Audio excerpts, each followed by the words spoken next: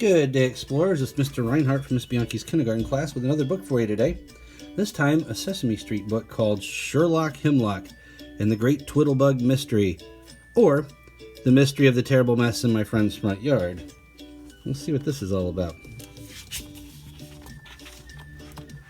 One day, as I walked past my friend's house, I spied a terrible mess in his front yard. "What a terrible mess!" I cried. "What on earth has happened here?" Just then a man in a checked hat and coat appeared carrying a magnifying glass. "Sherlock Hemlock here, the world's greatest detective," the man announced. "Sherlock Hemlock sees all." "Hello," I said. The man leaped 3 feet into the air. "Zounds! I didn't see you." "I'm glad you're here, Mr. Hemlock," I said. "Maybe you could tell me what on earth has been happening here." "Aha," said the man. "Has something been happening here?" "Indeed it has," I answered. "There's a terrible mess in my friend's front yard." "A terrible mess," the man said. "That sounds like a job for Sherlock Hemlock." "Look," I said, pointing, "there are some little horns and paper hats. Perhaps they will help us guess what happened here." Sherlock Hemlock frowned. "Now let me see," he said. "You probably haven't noticed this, but in the front yard there are some horns and paper hats. I've got it. The Twiddlebugs were doing their famous jelly bean dance." "What?" I exclaimed. "Once every 7 years," he said, "the Twiddlebugs appear and play their horns in hopes that it will rain jelly beans. When the jelly beans start raining down, the Twiddlebugs take off their hats and try to catch them." Now it seemed to me there might be a simpler way to explain what those horns and paper hats were doing there. Do you think Sherlock Hemlock was right? "I think there might be a simpler way to explain what those horns and paper hats are doing there," I said. "That piece of cake in the yard tells me something." "Quiet," replied the great detective. "Do you see that piece of cake there? When the Twiddlebugs did their jelly bean dance and no jelly beans fell from the sky, the Twiddlebugs got very hungry. They began to eat that piece of cake."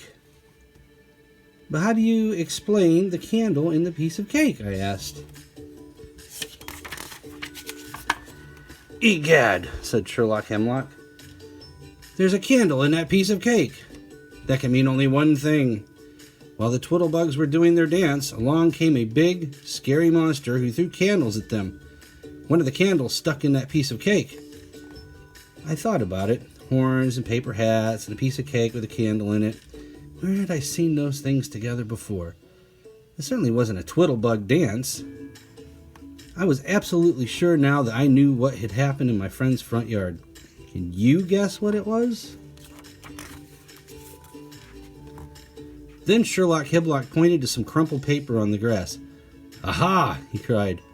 "When the Twiddlebugs discovered that a big, scary monster was throwing candles at them, one of them wrote a message on that paper. Something like, 'Dear Sherlock Hemlock, please help. A big, scary monster is throwing candles at us.'" "But Mr. Hemlock," I said, "that's wrapping paper, the kind you wrap birthday presents in."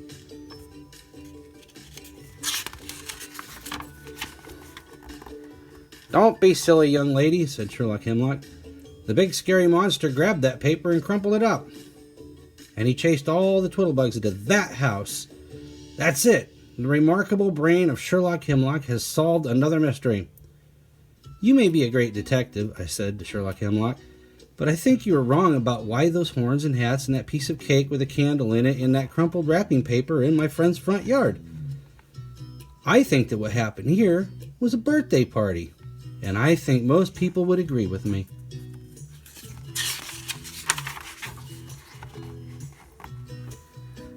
"You believe the great Sherlock Hemlock has made a mistake?" exclaimed Sherlock Hemlock. "Amazing. But look, there's your friend coming out of his house. Why don't you ask him what happened here?" I waved to my friend.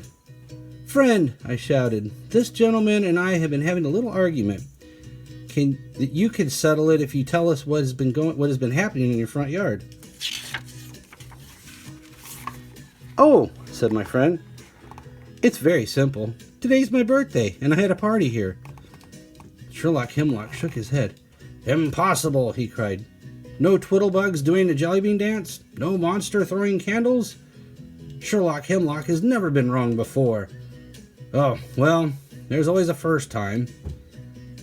And, with a sigh, the great detective moved on down the sidewalk.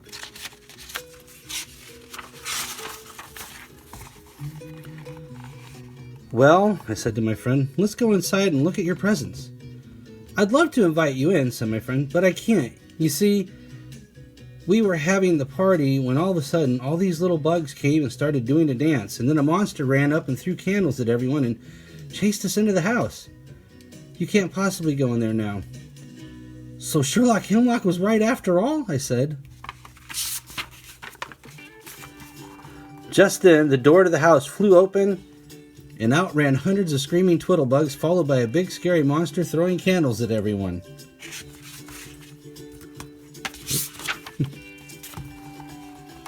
"Well, look at that," I said, thrilled at the fact that I had been there to listen while Sherlock Hemlock, the world's greatest detective, solved perhaps his greatest case, the mystery of the terrible mess in my friend's front yard.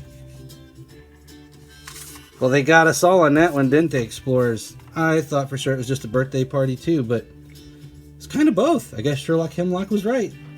He's a pretty good detective. Till next time, have a great day, explorers. This is Mr. Reinhardt saying goodbye.